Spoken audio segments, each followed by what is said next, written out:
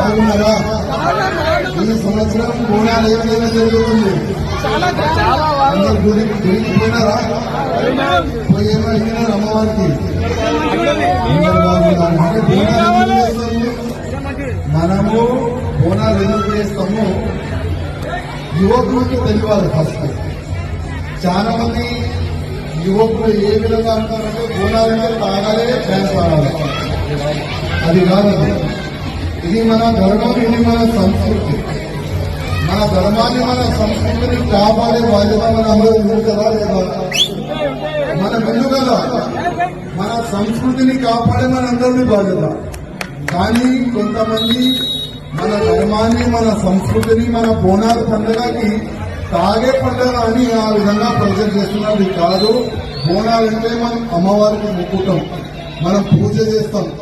పూజ ఎందుకు చేస్తామంటే ఈ సంవత్సరం వర్షం బాగా పడాలి, పొలాలు మంచిగా ఉండాలి, అదేవిధంగా ఇట్లాంటి కూడా రోగం రాకూడదు అని మనం అమ్మవారికి పూజ చేస్తాం. అదేవిధంగా బోనాల పండుగలోనే చాలా గుడి కాడ మనము మేకలు కూడా, గొర్రెలు కూడా కోస్తాం కదా, గొర్రెలు కదా, మనము గొర్రెలు కూడా కోస్తాం.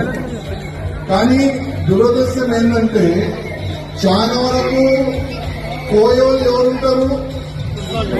చాలా మంది ముస్లిం వాళ్ళని పిలుస్తున్నారు కోయిల్ని. అది చాలా తప్పు. ఎందుకంటే మన చాలా వరకు మన హిందువులు కూడా ఉన్నారు, వాళ్ళకి పిలిపించి కోయిపియాలని నేను రిక్వెస్ట్ చేస్తున్నా. ఎందుకంటే ముస్లిం వాళ్ళతో కోయిపిస్తే ఆయన కోసే ముందు ఒక స్లోగన్ అయినా తీసుకున్నారు. ఆయన నోట్లో ఆయన స్లోగన్ ఏ విధంగా తీసుకుంటే, ఈ మేక నేను అల్లాకి ఇప్పిస్తున్నా, ఈ మేక, ఈ గొర్రె నేను అల్లాకి ఇప్పిస్తున్నా అని పోస్తాడు ఆయన. అది ఎంగిలైందా లేదా? ఎంగిలైపోయింది కదా. అదే ఎంగిలైనా మనం అమ్మవారికి ఇప్పిస్తామా? ఎక్కేము కదా. అందుకోసం అది చిన్న నాలెడ్జ్, కానీ చాలా పెద్ద మాట. మన అమ్మవారికి ఎంగిలి